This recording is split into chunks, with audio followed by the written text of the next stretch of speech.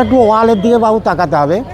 এই যে ওয়ালে ইংরেজি উল্টো টিগুলো আছে, ইংরেজি উল্টো টিগুলো, এগুলো কিন্তু অলরাউন্ড চারদিকেই আছে। এইগুলো তখনকার দিনে সমস্ত আলোর ব্যবস্থা ছিল। কারণ হ্যাঁ, কারণ 300 বছর আগে আমাদের দেশে কোনো বিদ্যুতের ব্যবস্থা ছিল না। মাটির প্রদীপ, মোমের বাতি, ল্যাম্প, মশাল, ওয়েল হ্যাঙ্গার ইত্যাদি দিয়ে গোটা মসজিদটাকে আলোকিত করা হতো। গেটের হাইটগুলো প্রত্যেকটা ছোট। এরও একটা কারণ হচ্ছে যে কোনো ধর্মস্থান, মসজিদ হতে পারে, মন্দির হতে পারে, গির্জা হতে পারে, ঢোকার আগে আমরা একটু মাথাটাকে নিচু করে মসজিদকে সম্মান জানিয়ে ভেতরে যাব। স্যার